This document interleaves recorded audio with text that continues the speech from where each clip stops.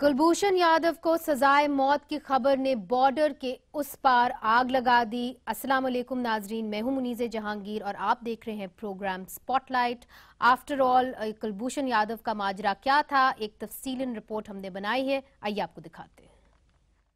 Pakistan army act, field general court martial section 59 और official secret act 1923 section 3 के तहत कुलभूषण यादव का ट्रायल किया गया। रॉ एजेंट कुलभूषण यादव पर बलोच अलीहदगी पसंदों की मावनत और सीपेक को सैबोटाज करने का जुर्म आयद है। पाकिस्तान आर्मी ने कुलभूषण यादव की इतराफी वीडियो बयान जारी किया, जिसमें इसने भारतीय नेवी का हाजिर सर्विस अफसर होने का इतराफ किया। वीडियो में यादव ने मजीद कहा कि वो 2003 में ईरान पहुंचा और चाबहार में छोटा सा कारोबार शुरू किया। भारतीय हुकूमत के मुताबिक कुलभूषण भारतीय नेवी का रिटायर्ड अफसर था, लेकिन भारतीय हुकूमत ने इस बात से मुकम्मल लाताल्लुकी का इजहार किया कि कुलभूषण हुकूमत के साथ राब्ते में था। भारत ने पाकिस्तानी हाई कमिश्नर अब्दुल बासित को तलब करके कहा कि अगर भारतीय शहरी को कानून और इंसाफ के बुनियादी तकाजे पूरे किए बगैर सजा सुनाई दी जाती है तो भारतीय हुकूमत और अवाम इस इकदाम को सोचे समझे मंसूबे के तहत कत्ल तस्लीम करेगी। भारतीय हाई कमीशन के एहलकारों ने भारतीय मीडिया को बताया कि पाकिस्तान ने इस इकदाम से पहले भारत को आगाह नहीं किया। उन्हें इस बात का इल्म प्रेस रिलीज के जरिए हुआ जिसमें कुलभूषण ने अपने जुराइम का इतराफ किया। भारतीय हुकूमत ने इल्जाम आयद किया कि बार बार दरख्वास्त देने के बावजूद पाकिस्तान ने कुलभूषण को भारतीय सफारतकारों से मिलने नहीं दिया। अब तक कुलभूषण यादव की सजाए मौत की तारीख मुकर्रर नहीं की गई, पर सवाल यह है कि अगर यादव को फांसी हो जाती है तो पाकिस्तान के भारत के साथ ताल्लुकात पर क्या असर होगा और इसकी बैनुल-अक़वामी असरात क्या होंगे, क्योंकि पाकिस्तान और भारत के दरमियान एक मुफाहमत की यादाश्त है जिसके तहत कैदियों को काउंसिल तक रसाई हासिल है। हमारे साथ स्टूडियोज में मौजूद हैं सीनियर तज्ज़ियाकार और सहाफ़ी मोहम्मद ज़ियाउद्दीन साहब। आप किसी भी तारुफ के मोहताज नहीं हैं, ये हमारे अपने ही एनालिस्ट हैं और कई दफ़ा आप इनको आज टीवी की स्क्रीन पे देख चुके हैं। इस्लामाबाद वीडियो लिंक से हमें ज्वाइन किया है पाकिस्तान पीपल्स पार्टी के सेनेटर आजिज धामड़ा साहब, बहुत बहुत शुक्रिया हमें ज्वाइन करने का। टेलीफोन लाइन से हमें ज्वाइन करेंगे, उम्मीद है, वजीर दाखिला बलूचिस्तान सरफराज बुख्ती। उन्होंने वादा तो किया है, देखते हैं कि वफा होता है कि नहीं।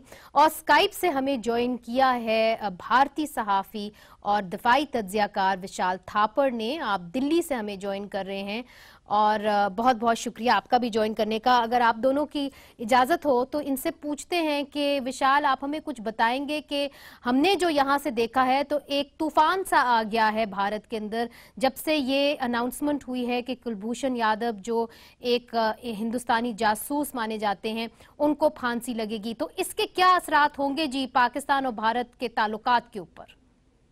जो नॉर्मलाइजेशन ऑफ रिलेशंस की पॉसिबिलिटी है तो उसको तो बाय बाय कह सकते हैं। मोस्ट डेफिनेटली एक पॉसिबिलिटी नजर आ रही थी कि एससीओ के साइडलाइंस पे दोनों मुल्कों के प्राइम मिनिस्टर्स की मीटिंग पॉसिबल लग रही थी, बट अगर ये होता है, अगर कुलभूषण यादव को एग्जीक्यूट कर दिया जाता है तो वो पॉसिबिलिटी तो ख़त्म हो जाती है। यहाँ पे मेजर कंसर्न ये है कि पाकिस्तान ने अपना केस क्रेडिबली एक्सप्लेन नहीं किया है। यहाँ ये भी नहीं मालूम कि कुलभूषण यादव को एस्पिनाज और स्पाइंग के लिए ट्राई किया गया है या टेररिज्म के लिए स्पाई किया गया है। Now what we've been told here is that Kulbhushan Yadav was on business. He's a retired naval officer with a technical background. कि वो business पे थे चाबहार ईरान में और वहाँ से उनको किडनैप करके पाकिस्तान ले जाया गया है। So ये कभी क्रेडिबली इनकी पाकिस्तान में जो प्रेजेंस है ये भी एक्सप्लेन नहीं हुई है। हमने ISPR की प्रेस रिलीज देखी है जिसमें बोला कि मशकेल बलूचिस्तान में इनको अरेस्ट किया है, बट ये काफ़ी एक्सेप्शनल है कि 13 request for consular access Indian high commission Islamabad ने पाकिस्तान अथॉरिटीज़ को दी, बट वो एंटरटेन नहीं हुई।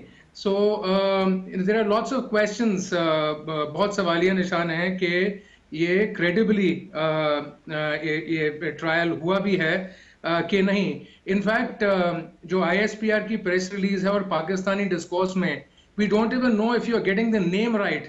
जो प्रेस रिलीज में दो नाम दिए गए हैं, कुलभूषण यादव और Kulbhushan Yadav. These are two different names altogether. So a lot more needs to be explained. अगर वो वहां पे स्पाइंग कर रहे थे, इसमें कोई डिटेल बाहर नहीं आई। ये भी काफी एक्सेप्शनल है कि मिलिट्री कोर्ट में ही इनका ट्रायल नहीं हुआ और बगैर इंडिया को किसी किस्म की इंफॉर्मेशन के ये इन कैमरा ट्रायल हुआ। सो इनके खिलाफ क्या एग्जैक्ट एविडेंस है और क्या इनकी एक्टिविटी रही है, ये किसी को मालूम नहीं है। जी ज़िया साहब, देखिए मिलिट्री कोर्ट्स की इन्होंने बात की, फौजी अदालतों की, और जब से फौजी अदालतें बहाल हुई हैं तो बड़ा फैसला यही था, कुलभूषण यादव या कुलभूषण जाधव, जिस तरह जो भी उनका नाम है, वही एक फैसला था। तो मेरा ख्याल है विशाल साहब चूंकि पाकिस्तानी नहीं है, उनको नहीं मालूम कि मिलिट्री कोर्ट्स के अंदर इन कैमरा ट्रायल ही होता है और इस कानून के तहत ये भी कई दफा नहीं बताया जाता कि किसके तहत आपको फांसी लगाई गई है या सजा सुनाई गई है। मगर अगर आप दूसरी तरफ से इसको देखें तो काउंसलर एक्सेस 13 दफा डिनाई किया गया। आप क्या समझते हैं कि अगर डिनाई किया गया है तो क्या इसके बैनुल अक़वामी कोई असरात हो सकते हैं, या पाकिस्तान के साथ भी तो डिनाई किया गया है ना, हमारे साथ भी तो डिनाई किया गया है नहीं, प्रिजनर्स के साथ। जो आपके जो हिंदुस्तान के जो एनालिस्ट हैं वो जो बता रहे हैं जी, विशाल थापर साहब कि हमें ज्यादा कन्विंसिंग नहीं लगी केस जी, तो वो ये तो होगा स्पाइंग के केस में जो मुल्क स्पाई को पकड़ता है किसी दूसरे मुल्क के, तो वो सारी डिटेल्स नहीं बता सकता क्योंकि इसमें बहुत से सीक्रेट तरीके टैक्टिक्स इस्तेमाल होते हैं, स्ट्रैटेजी इस्तेमाल होती है टू कैप्चर एन स्पाई। तो अगर आप उसको ओपन कोर्ट में लेकर जाएंगे और कोर्ट में जो सवाल जवाब होंगे तो आपको ये बहुत सी सीक्रेट जो टैक्टिक्स आप इस्तेमाल करते हैं वो आपको एक्सपोज करना पड़ेगा। तो इसलिए ये पॉसिबल नहीं है। इन्हें हिंदुस्तान भी अगर कोई सपोज पाकिस्तानी स्पाई को अगर पकड़ ले तो वो भी कोई एविडेंस इस किस्म का कोई नहीं देंगे कंक्रीट किस्म का to open in the open court. इन्हें कसाब वाला केस तो डिफरेंट था, इन्हें he was caught red handed, तो उसमें बहुत सी चीजें जो एक्सपोज थी तो वो उसका ट्रायल हो सका था। मगर ऑफिशियली कभी एक्सेप्ट नहीं किया गया कि कसाब जो है वो पाकिस्तानी है। हाँ, there two views about it, कुछ कहते हैं कि मगर चूंकि आप इंटरनेशनल लॉ को भी जानते हैं, काउंसलर एक्सेस नहीं दिया गया, इसका क्या असर हो सकता है? चूंकि हिंदुस्तान ने भी तो डिनाई किया काउंसलर एक्सेस। वही मैं कह रहा हूं, कोई सिग्निफिकेंट किस्म की बात नहीं है। स्पाइस के केस में काउंसलर जो है ना वो एक्सेस मिलता नहीं है नॉर्मली। जी आजिज साहब, बहुत बहुत शुक्रिया, आपने भी हमें ज्वाइन किया हुआ है। ये बताइए कि डिप्लोमेटिक टाइज की जब बात होती है, आज बिलावल भुट्टो जरदारी साहब ने ये कहा है, बाकी सारी चीज़ों से बालातर होके उन्होंने कहा कि इन प्रिंसिपल जो पाकिस्तान पीपल्स पार्टी है वो सजाए मौत के खिलाफ है, चूंकि मेरे नाना को भी गलत सजाए मौत हुई थी। तो इसके अंदर आपका वाजे पीपल्स पार्टी का पोजीशन क्या है कि क्या इस वक्त कुलभूषण यादव को लाइफ सेंटेंस होनी चाहिए, अगर होनी चाहिए तो, या कि आप समझते हैं कि इस ट्रायल को जरा ओपन होना चाहिए, जिस तरह खुफिया तरीके से हुआ है उस तरह नहीं होना चाहिए? बिस्मिल्लाहिर्रहमानिर्रहीम। देखिए, सबसे पहले तो मैं आपके चैनल की तवज्जो से आज दस्तूर पाकिस्तान योम दस्तूर हम मना रहे हैं। आज जो 44वां योम दस्तूर था और आज जो है हम मना रहे हैं, उसको मैं मुबारकबाद देता हूं कौम को और जमहूरियत पसंद अवाम को पाकिस्तान के। जहां तक बिलावल भुट्टो जरदारी साहब का मौक़िफ़ है तो पीपल्स पार्टी के उसूली मौक़िफ़ की उन्होंने बात की है। डेफिनेटली आज भी हम मुंतज़िर हैं शहीद जुल्फ़िकार अली भुट्टो के उस रेफरेंस के हवाले से, और उनके जो जज शामिल थे उस बेंच में जिन्होंने सजाएं दी, उन्होंने खुद एडमिट किया कि हाँ हमसे गलती हो गई है। तो इस तनाज़र में मगर मिलिट्री कोर्ट्स भी यहाँ पर मौजूद हैं और उनका अपना तरीक़ेकार है जो 2 साल एक्सटेंशन फिर उसको मिली है, और उसमें भी पीपल्स पार्टी की 4 तरामीम शामिल है। मगर यहाँ तक बिटवीन जब इंडिया और पाकिस्तान के बात करते हैं तो मोदी सरकार और उसके बाद कुलभूषण की यहाँ पर पकड़ना और ये बात कह देना कि वो रिटायर्ड थे या सर्वेंट थे, हाजिर सर्वेंट थे, वो बात क्लियर हो गई थी। और कसाब का मामला, इसको हम डिनाई नहीं कर सकते, इस केस से अलग भी नहीं कर सकते कसाब वाले केस में ना, तो वहां पर भी इंडिया का जो एक रवैया था वो यही था। मगर बावजूद इस बात के किसी को ये इजाजत नहीं दी जा सकती कि वो किसी के दूसरे मुल्क में आके और इस तरह की अनारकी फैलाएं और दहशत फैलाएं। और उन्होंने खुद एडमिट किया कि उनकी वजह से कराची और फोकस था बलूचिस्तान, वहां पर उन्होंने जो कार्रवाइयां की उनमें से कई माओ की गोदें जो उजड़ चुकी थी, कई बच्चे भेंट चढ़ गए, हमारे बेकसूर लोगों का कत्लेआम हुआ। मगर वहां पर मैं एक दूसरी बात कहने जा रहा हूं क्या कुलभूषण को हमने यूएन में जो प्लेटफार्म मिला हमें वजीर आजम साहब को, उन्होंने अपनी सारी स्पीच में कश्मीर का तो जिक्र किया मगर कुलभूषण का जिक्र नहीं किया। मेरे ख्याल में इंटरनेशनली हमें इतना स्ट्रांग केस पेश कर देना चाहिए था कि आज इंडिया को ये जुर्रत ना होती कि वो कहते कि जनाब हमसे ज्यादती हुई है, या इंटरनेशनल जो सिनेरियो में डेट जब होगी तो हम ये केस बता सकते थे कि देखें जनाब हमसे ये ज्यादती हुई है। अगर हमारा कोई गवर्नमेंट सर्वेंट इस तरह ऑफिशियल पकड़ा जाता हमारे किसी भी फोर्स का, तो इंडिया मोदी उस प्लेटफार्म पर उसको पिंजरे में बंद करके और वहां पर पेश करता और दुनिया को दिखाता कि देखें जी पाकिस्तान है मेरी सरजमीन पे ये क्या किया है। आजिज साहब ये बात भी हुई थी कि जितने भी हमारे पास दस्तावेजात हैं हम यूनाइटेड नेशंस लेके जाएंगे।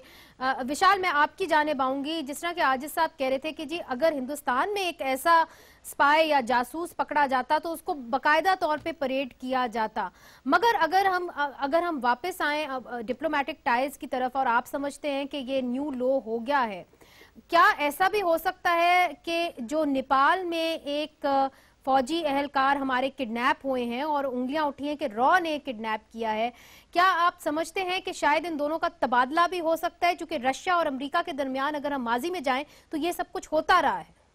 देखिए यहाँ पे ये ऐसी भी समझ है कि इतनी लैक ऑफ ट्रांसपेरेंसी रही है इस केस में। There is a fear here in India that Kulbhushan Jadhav may have already been killed in custody and this entire kangaroo set up just to justify his custodial killing। जो आपके panelist कह रहे थे उनके साथ मैं टोटली एग्री करता हूं कि अगर पाकिस्तान के पास एविडेंस है कि ये इंडियन स्पाई थे, RNAW के एजेंट थे और ये बलूचिस्तान में टेरर कर रहे थे, तो Pakistan should go with this evidence to the international community and name and shame India. Why isn't it doing it now? Is it because the truth will hurt your case? और इसमें जो लैक ऑफ ट्रांसपेरेंसी है वो absolutely incredibly lacking है। किसी ने, एक panelist ने अजमल कसाब की बात करी है। अजमल कसाब के केस में despite the fact that he was caught red handed, there were 7 dossiers which were presented by India to Pakistan and यहाँ पे ये सिचुएशन थी कि द गवर्नमेंट ऑफ इंडिया और the high commission of India in Islamabad, इनको कोई information को खबर ही नहीं थी कि ये ट्रायल शुरू भी हो गया हुआ है। So as I said the apprehension here is that Kulbhushan Jadhav, which is his name, there is confusion in Pakistan even over his name, he may already have been killed। दूसरा issue ये है कि ये कहीं विशाल इधर ही रुकिए, चूंकि दूसरे इशू पे हम आएंगे। ज़िया साहब, I like your quick response पे, उसके बाद हमने वक्फे पे जाना है जी। हाँ नहीं, मैंने यही कहा ना कि एविडेंस, जैसे कसाब वाला केस जो था ना, ओपन केस था, ओपन एंड शट केस था, उसमें डोजियर आप देते रहे, हमें बताते रहे, हमने भी देखा, बहुत से सारी दुनिया ने देखा। लेकिन बहुत से ऐसे केसेस होते हैं स्पाइस के जो जब पकड़ते हैं आप उनको, उसमें बहुत सी ऐसे टैक्टिक्स इस्तेमाल करते हैं, आप एक्सपोज नहीं कर सकते। हिंदुस्तान के पास भी बहुत से हो सकते हैं कि स्पाइस हों दूसरे कंट्रीज के, वो लेकिन वो एविडेंस या डोजियर लेके सारी दुनिया में घूमते नहीं हैं। तो ये पॉसिबल नहीं है कि हम जाके सारी दुनिया में ये बताएं कि ये एविडेंस ये है, हमने इस तरह से इनको पकड़ा। पॉसिबल नहीं है, स्पाइस को इस तरह से नहीं पकड़ा जाता।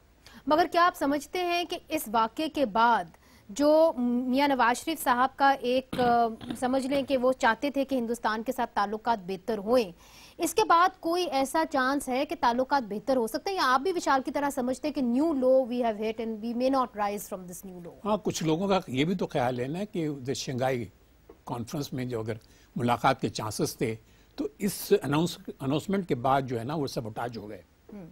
दो फोर्सेस जो नहीं चाहते थे पाकिस्तान और हिंदुस्तान में कोई मुफाहमत हो, वो शायद उन्होंने ये काम किया हो। ये भी एक मैंने स्पेकुलेशन कर सकते हैं आप। हाँ, पॉसिबल ये है कि मुफाहमत जो है, जो नवाज शरीफ साहब जो चाहते थे, जो उनका PMLN का मैनिफेस्टो था कि हम इलेक्शन जीत कर आएंगे तो हिंदुस्तान के साथ हम अपने ताल्लुकात बेहतर बनाएंगे, वो नहीं हो सका। मैंने इस 3 सालों में तो हालात और ख़राब हो गए। तो ये है मसला, है बहुत बड़ा मसला है। और जब तक हिंदुस्तान और पाकिस्तान में कोई मुफाहमत नहीं होगी, ये पूरा रीजन जो है वो डिस्टर्ब रहेगा। और ज़ाहिर है कि दोनों न्यूक्लियर यानी पावर्स हैं और हमने देखा है कि दुनिया परेशान रहेगी। ट्रंप एडमिनिस्ट्रेशन ने भी कहा है कि हम अपना रोल अदा करना चाहते हैं ताकि हिंदुस्तान और पाकिस्तान के दरमियान जो कशीदगी है उसमें कमी की जाए। मैंने लेना है वक्फा, मगर वक्फे के बाद हम कोशिश करेंगे हमारा राब्ता हो सरफराज बुख्ती साहब से, चूंकि पाकिस्तान ने ये कहा है कि वो यूनाइटेड नेशंस के अंदर जो दस्तावेजात हैं कुलभूषण यादव के हवाले से वो लेके जाएंगे और बाकायदा तौर पर उसको प्रेजेंट किया जाएगा। ये हम उनसे पूछेंगे वक्फे के बाद।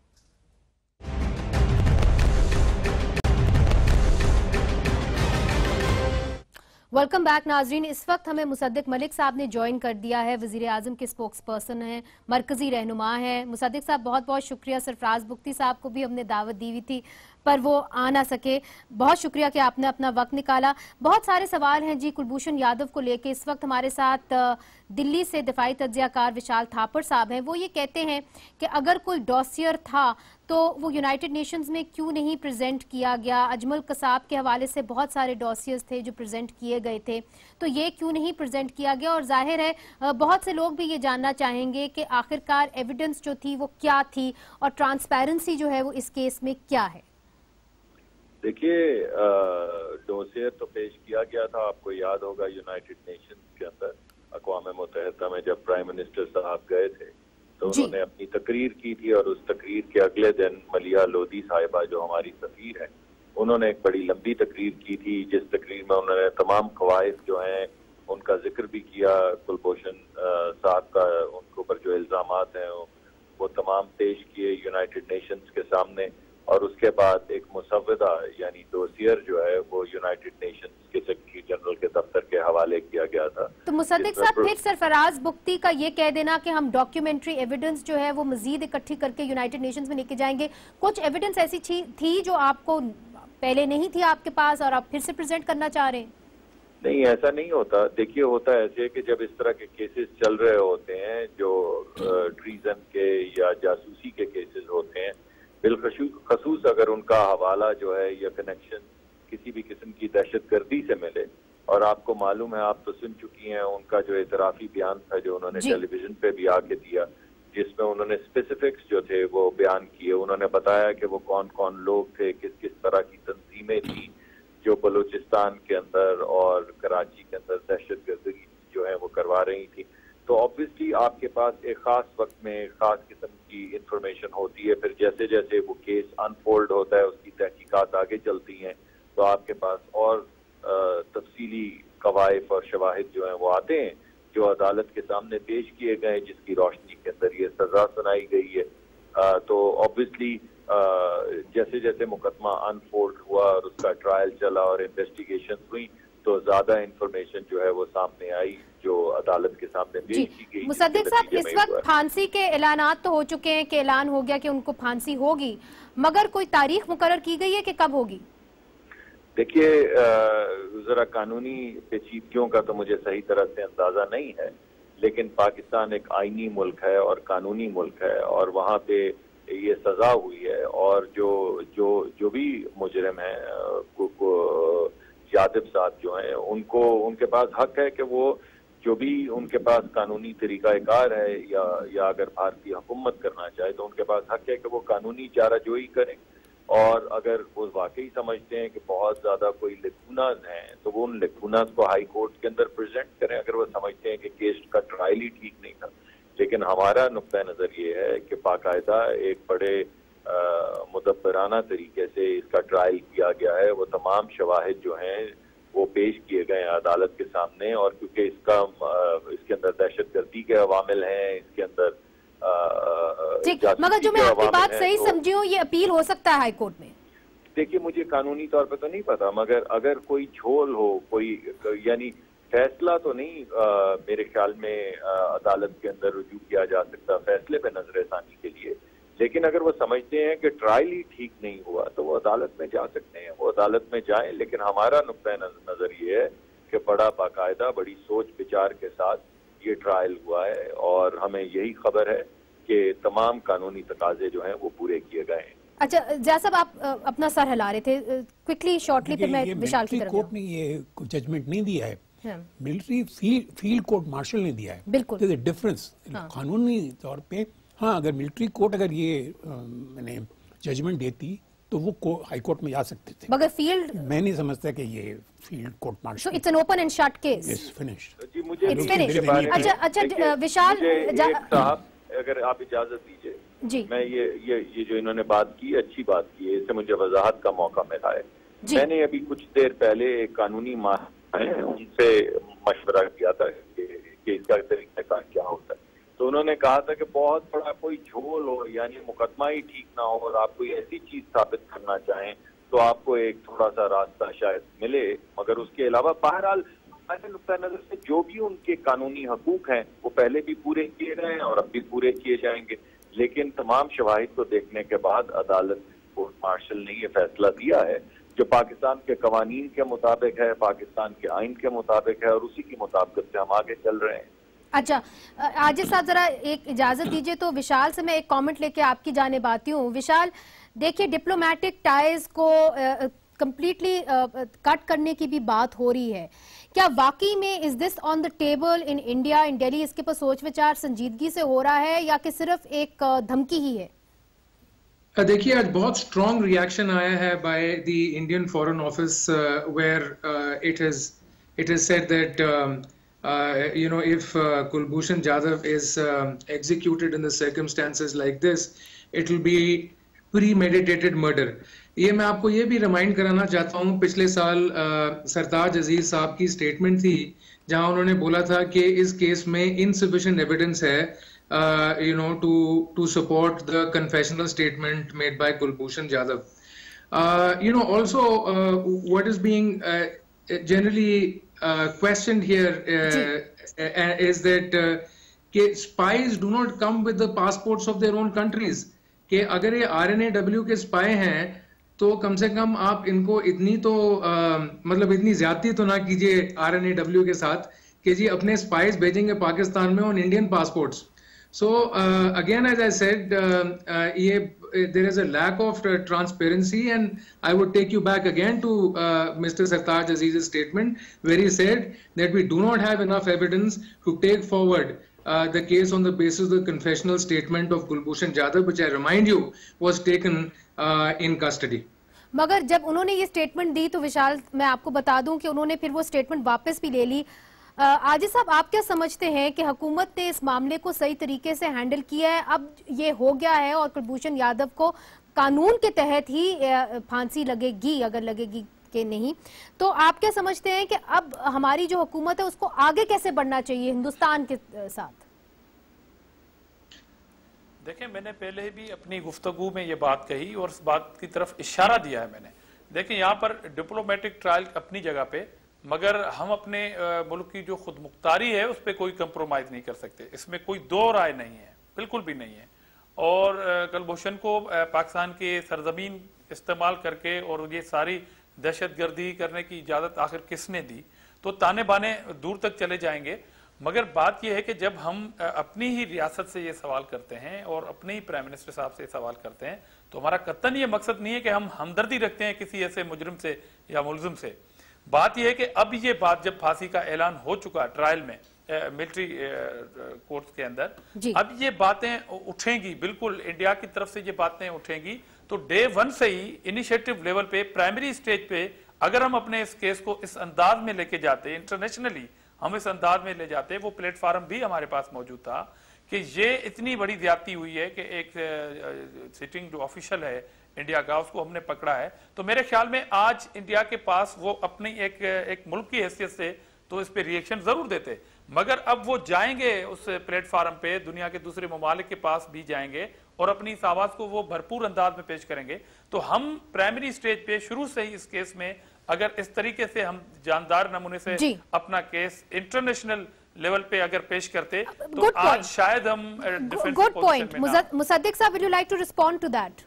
जी बिल्कुल, मैं करना चाहूंगा. मैं पहले वो जो हमारे मेहमान हैं विशाल थापर साहब, उनके सवालात का मैं माफी चाहता हूँ, मैं नाम नहीं उनका समझ सका. क्या कहा आपने? विशाल थापर साहब. जी, विशाल साहब का मैं जवाब देना चाहूंगा. देखिए, अगर तो वाकई आप समझते हैं कि वो जासूस भी नहीं थे और दहशतगर्दी में मुलव्वस नहीं थे, तो फिर इस कदर इश्तियाल अंगेज आपके जवाबात क्यों आ रहे हैं? तो अगर कोई एक शख्स है जो एक ऑर्डिनरी आदमी है जिसका भारत की किसी खुफिया तंजीम से कोई ताल्लुक नहीं है आपके मुताबिक, और किसी तहसील में मुल्क आया गया है पाकिस्तान के मुताबिक तो सजा हो रही है, तो फिर इसका अंगेज जवाबात देने की क्या जरूरत है? आज जो जबान बोली गई है, pre meditated murder and so on and so fourth, that kind of is not diplomatic language. इस वजह से आपको ये भी गौर करना चाहिए कि इस कदर स्ट्रॉन्ग रिस्पॉन्सेज की फिर वजह कोई और है, तो वो क्या वजह है जिसकी वजह से आप इस तरह के जवाबात दे रहे हैं या इस तरह की स्ट्रॉन्ग लैंग्वेज जो है वो इस्तेमाल कर रहे हैं? बिकॉज डिप्लोमेसी में तो ऐसी जबान इस्तेमाल नहीं होती। दूसरी बात जो बॉबी धामरा साहब ने कही, तो मैं उसके जवाब में यही कहूंगा कि हम अपने मुल्क और अपने मुल्क के आइन कानून के मुताबिक आगे बढ़ते हैं, और जो चीजें हमारे मुल्क की मुफाद में होती हैं और हमारे मुल्क की सलामती को कॉम्प्रोमाइज नहीं करती, वो हम डोसियर में डाल के हर जगह लेकर जाते हैं और हर जगह लेकर गए हैं। कई अवामिल दहशतगर्दी के अंदर और कई अवामिल जासूसी के अंदर ऐसे होते हैं जिसके अंदर कौमी सलामती के अमूर होते हैं। हिंदुस्तान के अंदर भी कई लोगों को फांसियां हुई हैं, कई मुकदमात और इल्जामात उन्होंने पाकिस्तान पे लगाए हैं, लेकिन वो हर वक्त तमाम इंफॉर्मेशन जो है किसी वाइट पेपर की शक्ल में शाया नहीं करते। वो भी एक डोसियर लेकर जाते हैं, जो हमें सबूत शवाहिद मिलते हैं हम भी एक डोसियर लेकर जाते हैं। मैं तो आपको सिर्फ ये कहना चाहता हूँ कि पाकिस्तान एक लॉ अबाइडिंग कंट्री है जिसके अंदर एक कानून है, एक आइन है, और उसकी मुताबिकत से ये तमाम तरीकाकार हम आगे बढ़ा रहे हैं। ये कोई शाम का टॉक शो तो नहीं है कि हम तमाम अपने मुल्क की सलामती के अमूर जो हैं वो टेलीविजन पर ले आए और उनका डंडोरा पीटें। जो हमें समझ बूझ में आएगी, जो हमारी एजेंसीज कहेंगी कि हमें इंफॉर्मेशन फराहम करनी है, वो हम करते हैं। और जिस चीज के अंदर हमारे कुछ अपने मामलात सिक्योरिटी के होते हैं और हम नहीं अपना शो करना चाहते कि किस तरह हमारा सिस्टम को ब्रीच किया गया है, वो हम नहीं दिखाते। ठीक, मुसद्दिक साहब मुझे इजाजत दीजिए, यहाँ पे मैंने एक छोटा सा वक्फा लेना है, वक्फे के बाद फिर से हाजिर होते हैं।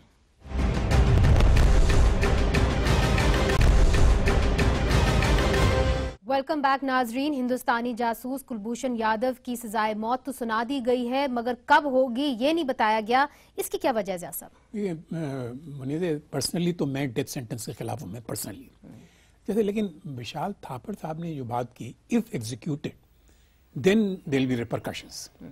पॉसिबिलिटी ये मैं देख रहा हूँ कि चूंकि अभी तक कोई डेट अनाउंस नहीं किया है क्या हैंगिंग की, तो there is a window of opportunity for both countries to talk, not openly but